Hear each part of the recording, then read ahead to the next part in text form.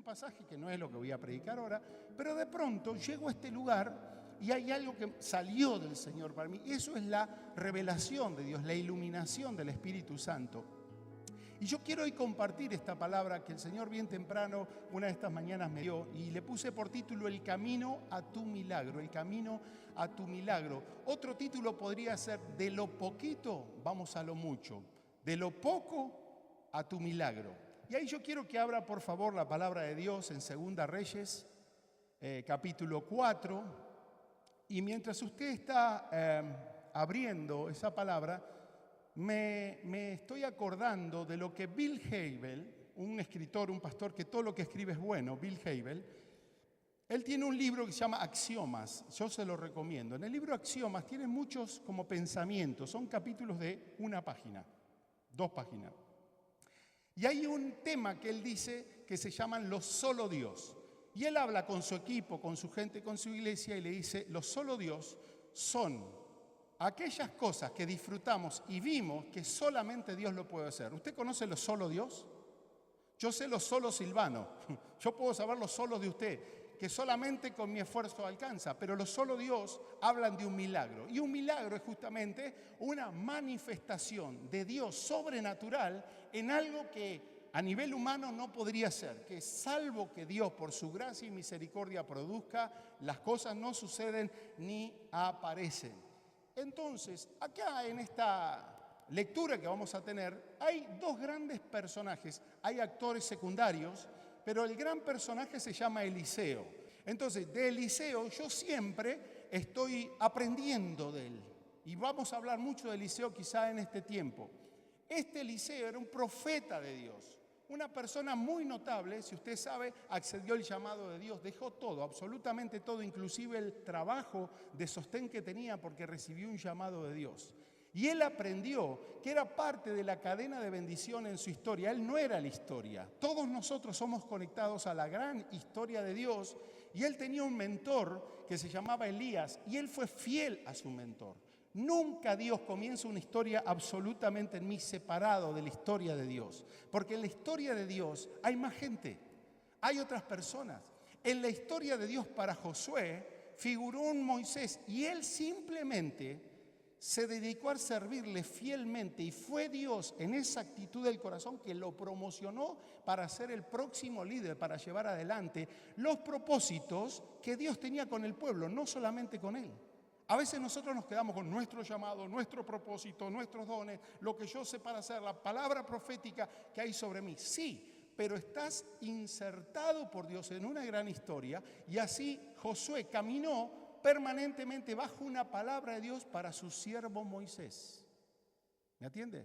La historia ya había comenzado. Y de igual manera, Eliseo se mete en la historia de Dios, pero las historias de Dios comienzan caminando al lado del hombre que Dios ha establecido, de la gente que Dios ha puesto para su tiempo, porque nadie es eterno, pero hay un eslabón de bendición donde Dios va encadenando historias. Y ahí tengo el primer personaje que es Eliseo, pero el segundo personaje a la par es una mujer que viene de una gran pérdida. Yo no sé si usted viene de pérdidas, pero normalmente en la vida pasamos por caminos de pérdida, momentos de soledad, momentos donde nada es ganancia, donde hay mucho dolor. Y acá en la palabra nos metemos en la historia, y vamos ahora sí a la lectura, donde dice una mujer, no es una mujer cualquiera, una mujer de las mujeres de los hijos de los profetas, y ella clamó a Eliseo, diciendo, tu siervo, mi marido, ha muerto, y tú sabes que tu siervo era temeroso de Jehová,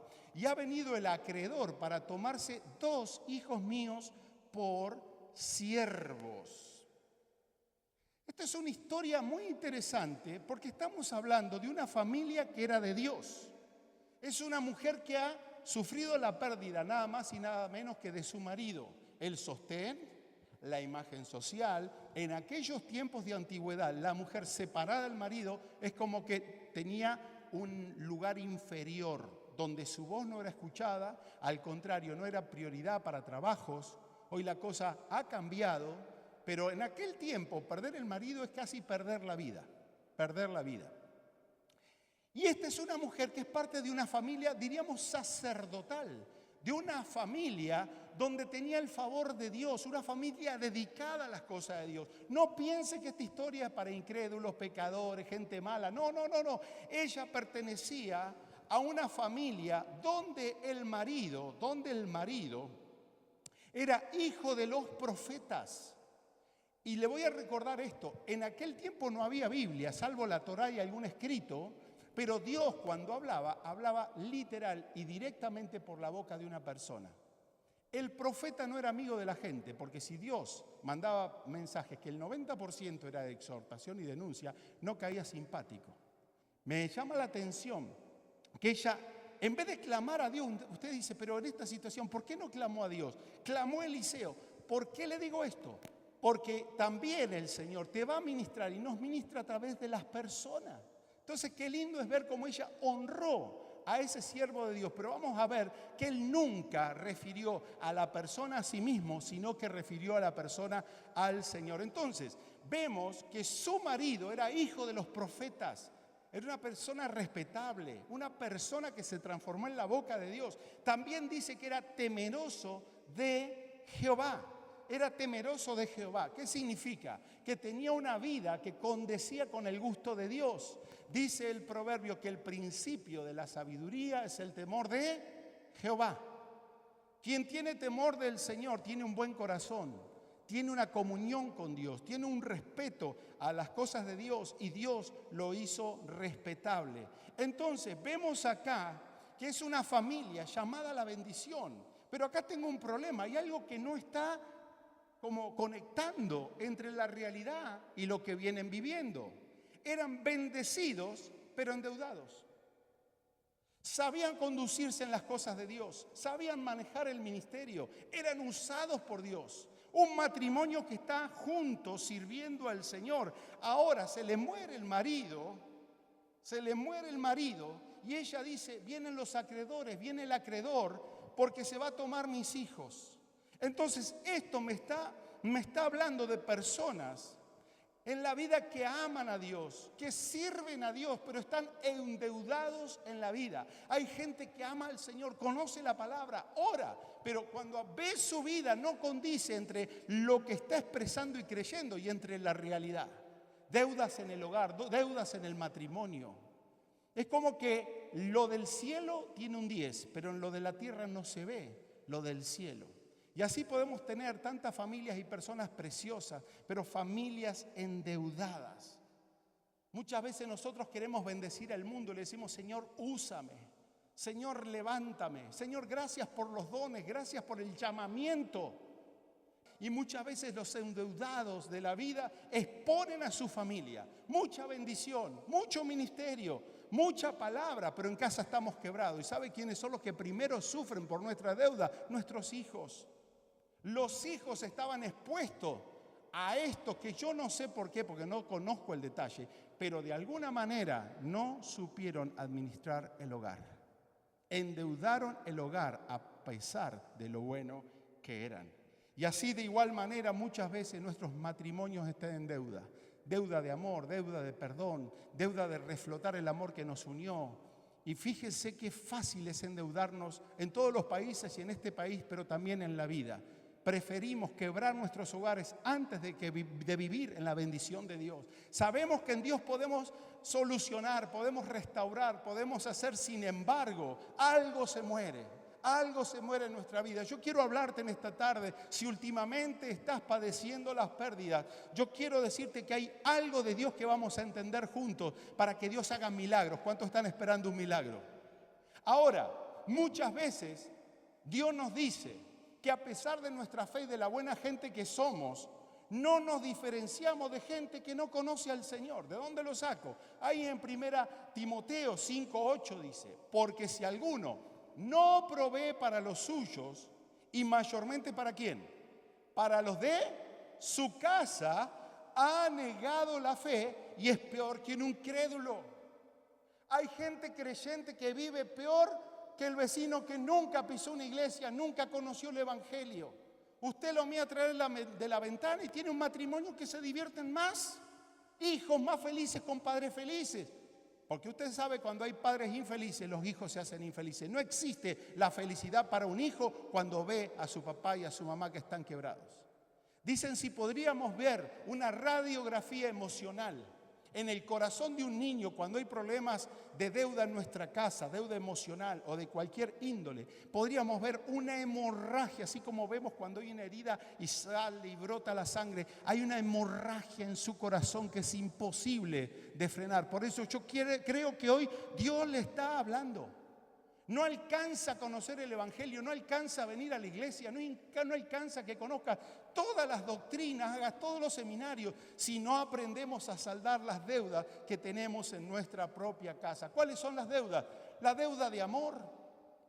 Los pastores tenemos que cuidarnos porque estamos ante yo no sé llamarle al ministerio como, un sinónimo, un oficio, un empleo, un llamado, todo lo que usted le quiera decir, que pareciera que es imposible poner límites en la vida. Estamos expuestos todo el día.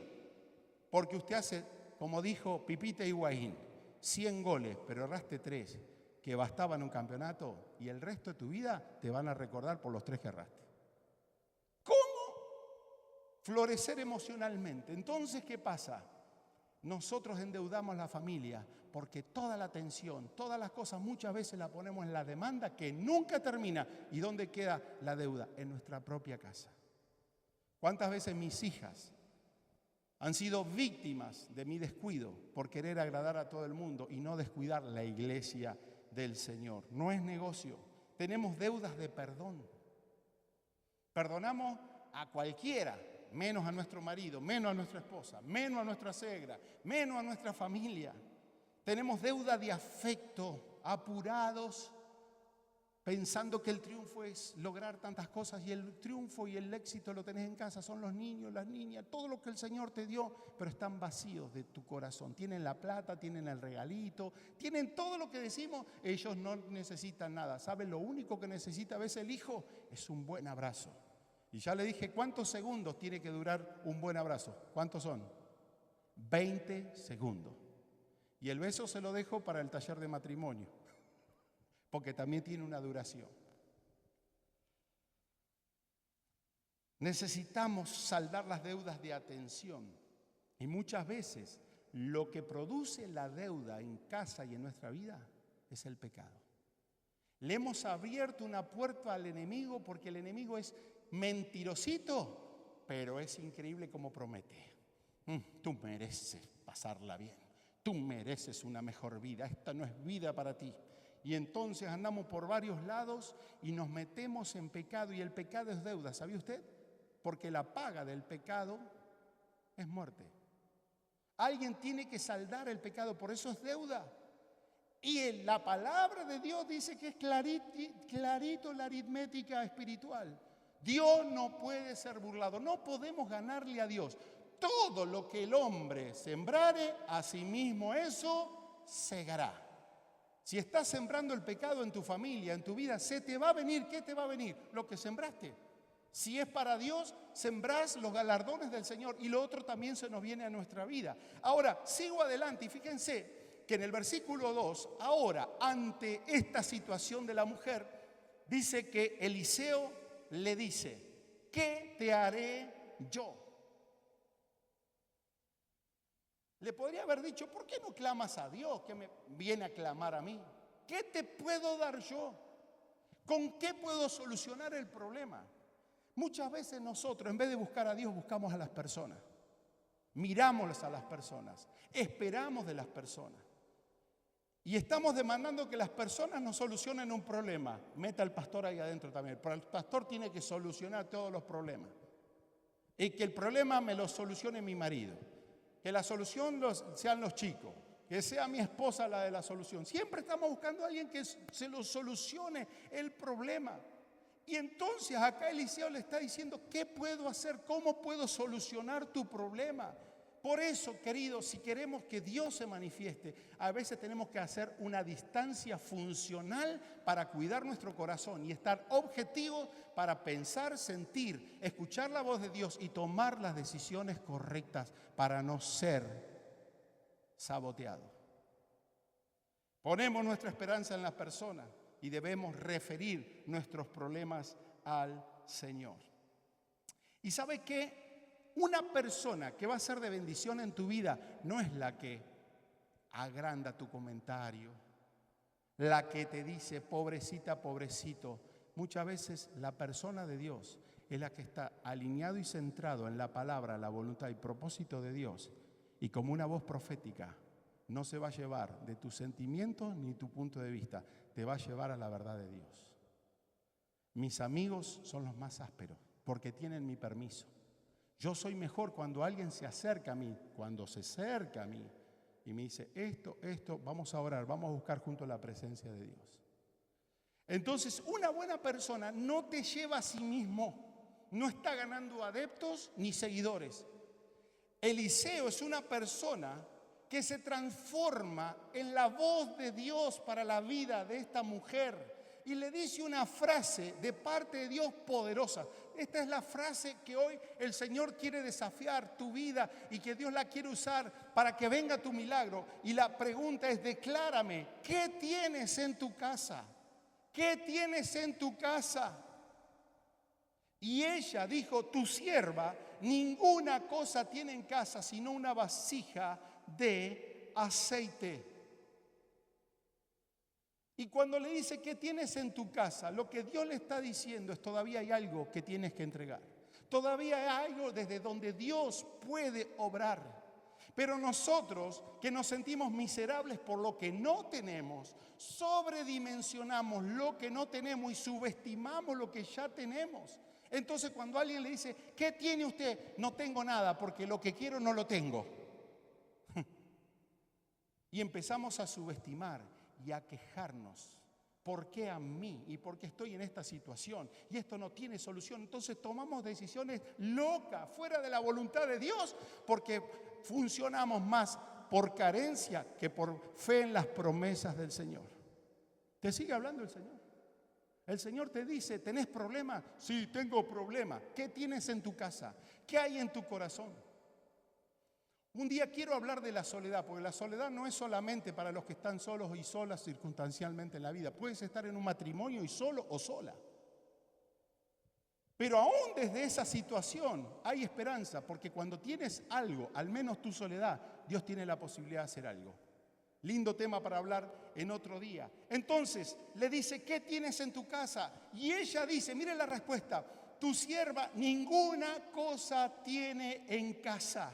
Ninguna cosa tengo en casa, sino una vasija de aceite. Siempre tenemos algo, pero no tenemos lo que queremos. Lo que no tengo me hace sentir vacío y pobre. Pero quiero decirte que acá Dios comienza a hablar y está diciendo: en casa hay algo todavía. ¿Cuántos dicen: en mi casa todavía hay algo? Aunque sea ruinas, aunque sea personas, sea lo que sea, en tu casa hay algo, y Dios va a empezar a hacer los milagros, no por afuera, no por lo que viene de afuera, ni por personas, ni por cosas que te pueda dar la gente. Va a venir porque Dios se va a glorificar en tu casa, porque en casa Dios ya tiene la medida para tu milagro.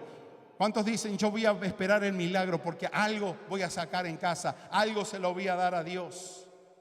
Dios puso ya semillas en tu corazón, semillas en tu corazón. Pero subestimamos la palabra de fe, el propósito de Dios, y andamos miseriando por lo que el diablo nos dice: que somos infelices, que somos amargados, que somos frustrados, que la posibilidad de ser terminaron, que está todo mal. Nunca está todo mal. Rechaza esas palabras, porque mientras haya una semilla de fe y un hombre y una mujer que le crea a Dios, donde nadie ve nada, Dios sigue teniendo un ejército.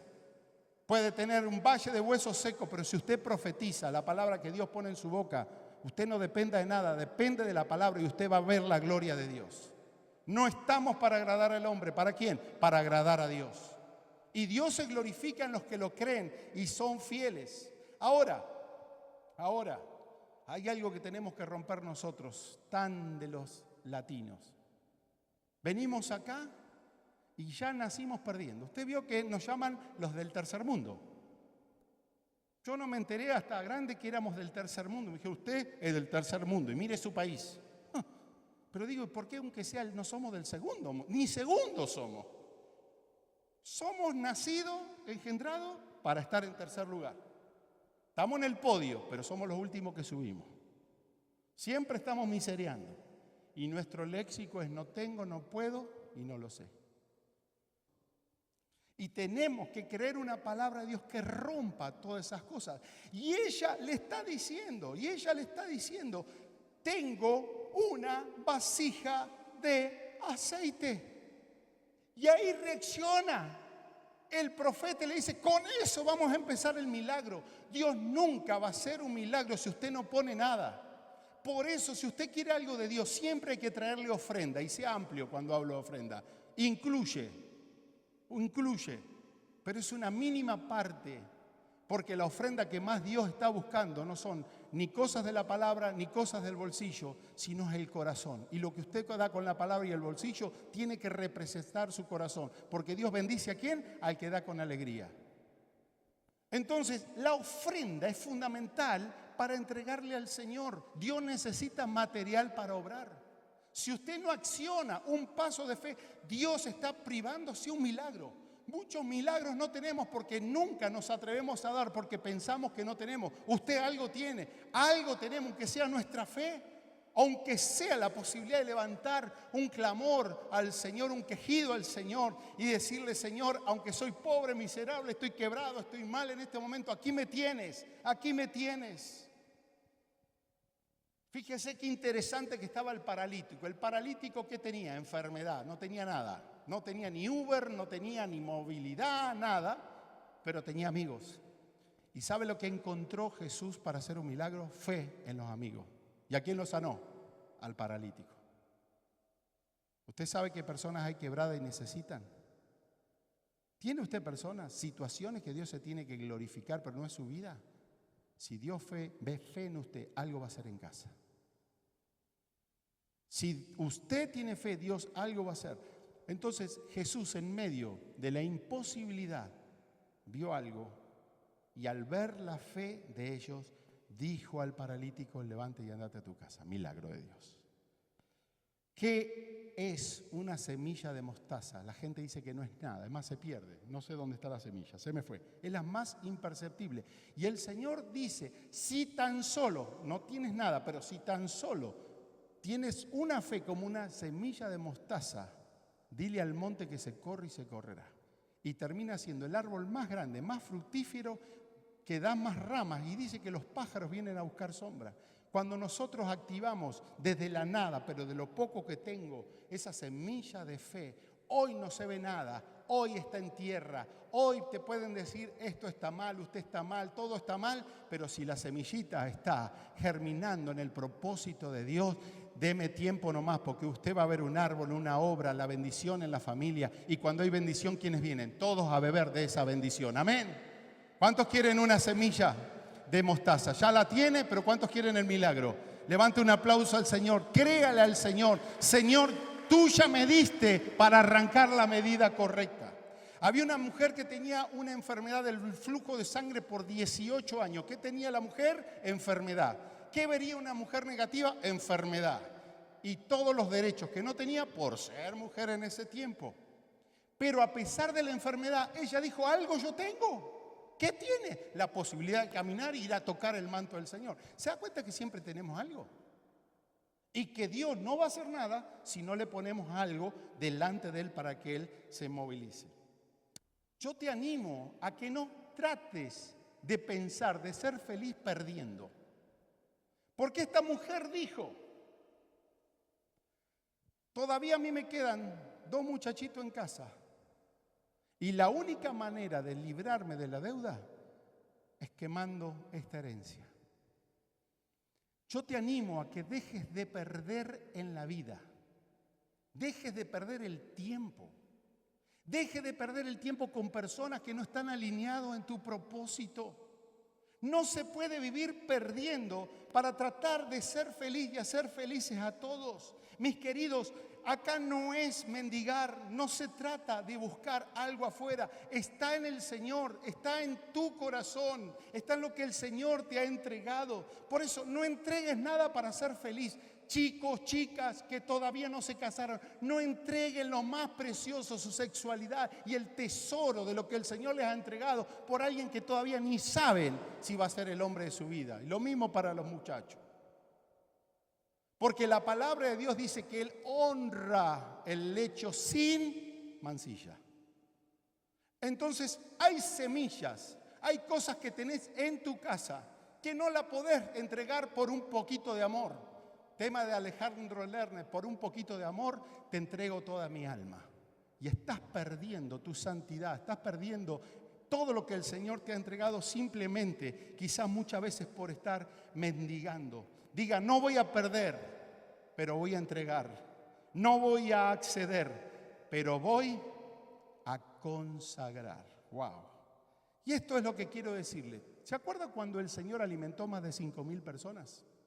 Último ejemplo. La alimentación, atienda porque es un principio fuertísimo lo espiritual, comenzó con una palabra negativa. Jesús le hace ver la realidad, así como nosotros tenemos una realidad. Si usted me pregunta a mí, ¿cómo está su vida, pastor? ¿Quiere que le cuente? Siéntese un buen rato, ¿eh? Podemos tomar un aperitivo, una comida, un postre y después tomar un cafecito que siga hablando como me va. 3 libros voy a seguir escribiendo en mi vida. Y usted tendrá también sus historias. Como dijimos, hay historias simples, un poquito más complicadas y otra que si Dios no hace algo, hermano. Entonces hay una realidad. El Señor les dice, esta gente no tiene que comer. ¿Usted sabe lo que es un marido con hambre? Bueno, multiplíquelo por 5.000, porque dice 5.000 sin contar la mujer y los niños. Bestias. Jesús habrá dicho, vamos a alimentarlo porque nos comen a nosotros. Esa era la realidad. Entonces, increíble que cuando Jesús le dice, muchachos, ¿qué hacemos? Ellos dijeron, no tenemos. ¿Qué es lo primero que nos sale a nuestra vida? No tengo. ¿Qué le salió a los discípulos? Tenían la palabra, tenían a Jesús mismo, tenían las promesas, lo mismo que la mujer y el marido. Tenían todo, exitosos en las cosas de Dios, pésimos en la casa, endeudados por todos lados. Ellos dijeron, no tenemos aquí sino 5 panes y 2 peces. Nosotros, que esperamos el milagro, vemos lo que tenemos y decimos, no sirve. Y Dios dice, sí sirve. Sí sirve. Usted dice, pero lo estoy perdiendo todo. Quizá todo roto, pero tienes un matrimonio, tienes salud, tienes hijos, tienes un ministerio, tienes promesas de Dios. Pero ellos dijeron, no tenemos. ¿Y qué dijo el Señor? Tráiganlo eso aquí. Hay muchos evangelios que hablan de este pasaje, pero me gustó el de San Juan 6. Y ahí dice que cuando Jesús alzó los ojos y vio que había venido a él una gran multitud, le habla a 2 personas. Al primero que le habla, acá este evangelista Juan está abriendo la historia con más detalle. Entonces, al primero que le hace una pregunta es a Felipe. ¿Qué le pregunta Jesús a ese discípulo? Le dice, ¿de dónde compraremos, Felipe, pan para que coman esto? Pero también dice la palabra, que esto decía Jesús para probarle porque él sabía lo que había de hacer. Cuando le pregunta a Felipe, le está desafiando la fe. ¿De dónde sacaremos? Y son las preguntas que no vienen del diablo, vienen de Dios. ¿Cómo haremos para sacar esta iglesia adelante? ¿Cómo haremos para sacar tu matrimonio adelante? ¿Cómo haremos para que tus hijos sean los hijos de la promesa y que vivan en los caminos de Dios? ¿Cómo haremos para que las cosas funcionen? ¿Cómo haremos para que la palabra que Dios te dio, por la cual te moviste y le metiste y le creíste, se cumpla? Muchas veces las preguntas de Dios son para ver si reaccionamos como Felipe. ¿Cómo reaccionó Felipe? De una manera humana, de una manera racional. Entonces nuestras preguntas y respuestas al Señor siempre van a ser negativas. Ay, vamos a tirar con este matrimonio. Y bueno, vamos a ver qué pasa en la iglesia. Y vamos a ver qué pasa con este trabajito. Y no sé el futuro, Dios sabrá qué pasará. Nunca estamos viviendo, creyendo en el propósito de Dios. El Señor sabía lo que iba a hacer. Atienda, Dios sabe lo que va a hacer con mi vida y mi familia. Dios sabe lo que va a hacer con tu vida, con tu soledad, con tus hijos, con lo que todavía no viviste en la vida. Dios lo sabe, pero te preguntan y Felipe le responde como muchas veces nosotros: toda esta plata no alcanzaría, no bastaría para que cada uno de ellos tomase un poco respuestas racionales y naturales. Pero uno de los discípulos, o sea, así como hay un Felipe incrédulo que no obra en fe, que es pesimista, que es quejoso, que siempre ve la realidad, la aparente realidad. Porque todos conocen la realidad, pero no conocen la realidad de Dios. La mayoría de la gente opina lo que no sabe de Dios porque no ven. Pero uno de los discípulos, Andrés, hermano de Simón Pedro, le dijo: he aquí, decimos no tenemos, pero para el milagro usted tiene que salir desde algo.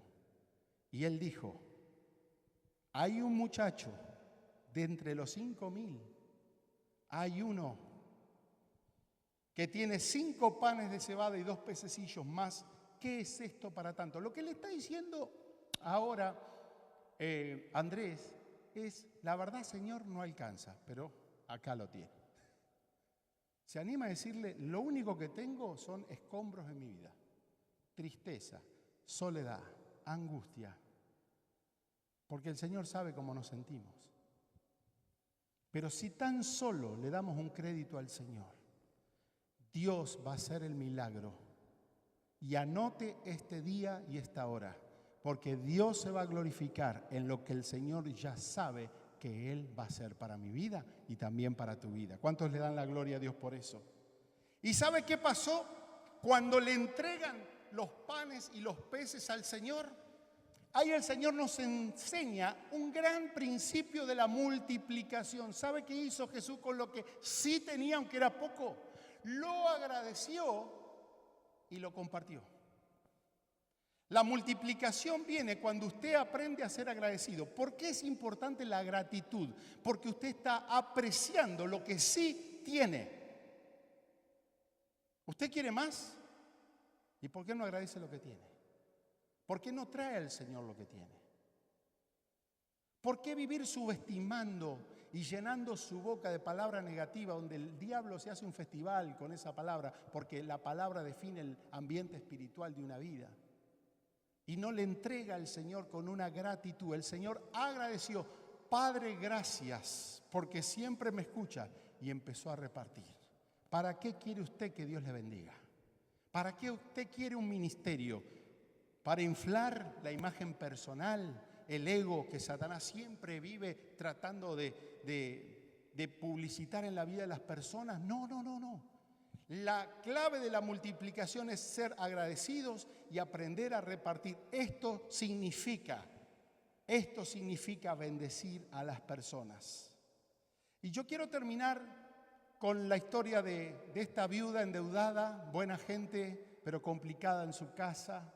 Eliseo, versículo 3, le dice: ve y pide para ti vasijas prestadas de todos tus vecinos, vasijas vacías, pero no pocas. Dios lo que está diciendo es: esto funciona así, yo puedo hacer el milagro, pero algo tienes en casa y hay algo que tiene que ser una medida de fe. Ella salió a los vecinos: vecina, deme una vasija. La chiquitita: no, la grande. Y más, y más, y más. Lo que Dios te está diciendo con esta palabra es: prepárate para tu bendición. ¿Cuántos están preparados para la bendición? ¿Estás planeando tu futuro en el nombre del Señor? Ay, que no tengo los papelitos. Ya va a tener su papelito. Dios le va a dar forma a su vida. Si Dios sabe lo que va a hacer con usted y su familia, o su familia fue olvidada por Dios. No. Lo que pasa es que el Señor nos lleva a la familia por lugares que no entendemos nada. Como para crear a Israel, Dios lo pone a Jacob en hambre y miseria, lo lleva para un lado, lo lleva para el otro. Cuando los establece como nación, viene la opresión del faraón. Y usted dice: ¿y las promesas de Dios? ¿No iba a ser fácil? No va a ser fácil. Pero el Señor te dice: prepara tu futuro, prepara tu vasija. No te veas solo, hermano. Mejorate, peinate, planchate, hacete todo, porque un día vas a estar acompañado viviendo lo mejor. Y lo mismo chicas, y lo mismo aquellos que están solos, ya tenés algo. Algo tenés para darle al Señor. Dejá de dar lástima por lo que no tenés o lo que perdiste. Prepárate, porque desde ese lugar Dios te va a levantar para la gloria de Dios. Usted ve que en la iglesia hay poca gente. Con eso Dios va a hacer. Si la obra es de Dios, ¿qué vamos a inventar los pastores? La obra es de Dios. Y lo que es de Dios, Dios se encarga de respaldarlo para su gloria. Porque si la obra no es de Dios, en vano trabajan los edificadores. Déjelo a Dios trabajar, pero usted tenga fe. Prepare la vasija. Yo estoy pensando en el resto de mi vida, el ministerio, donde Dios nos va a ir posicionando, porque fiel es el que nos llamó. Y el Señor solamente nos dijo, camina, camina. Y Señor, pero camina. Señor, camina. Hay medidas que hay que preparar, porque de acuerdo a tu medida de fe será el volumen de tu milagro. ¿Cuántos dicen amén? No seas escaso, extiéndete, ensancha el sitio de tu tienda.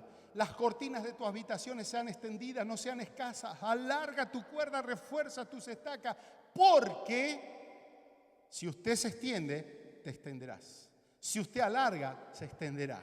¿Se da cuenta cómo funciona esto? Y dice, versículo 4, entra luego. El profeta le dice, mujer, entra luego y enciérrate tú y tus hijos y echa en todas las vasijas. Y cuando una esté llena, ponla aparte y sigue vertiendo ese aceite. Y se fue la mujer y cerró la puerta, encerrándose ella y sus hijos, y ellos le traían las vasijas y ella echaba del aceite. Yo quiero decirte que si quieres el milagro, tienes que meterte en intimidad con Dios.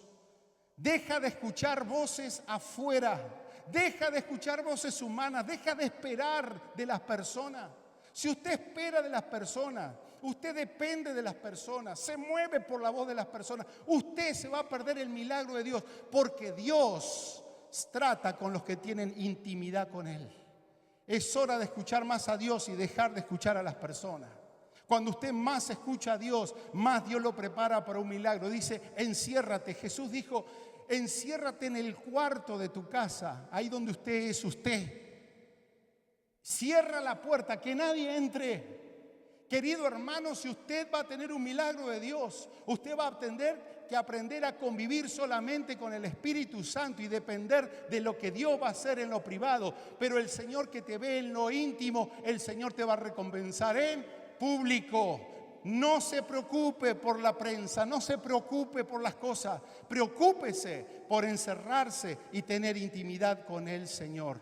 Y empezó a echar el aceite, empezó a echar el aceite, empezó a echar el aceite. Y dice, cuando las vasijas estuvieron llenas, dijo a un hijo suyo, tráeme aún otras vasijas.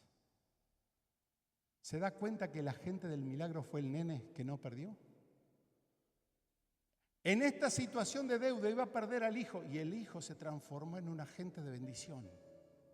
Dios empezó a usar lo que tenía en casa y ella dijo, no tengo nada. No solamente tenía aceite, tenía hijos endeudados, pero todavía tengo algo, Señor. Y él le dice, no hay más, mamá, no hay más vasijas. Entonces cesó el aceite y vino luego ella y lo contó al varón de Dios, el cual dijo, ve y vende el aceite y paga a tus acreedores y tú y tus hijos vivid con lo que quede. ¿Dios multiplica o no multiplica? Pero ¿qué necesita el Señor? Y este es el desafío para este tiempo, para este día. El Señor va a hacer milagros, gente, con todos nosotros.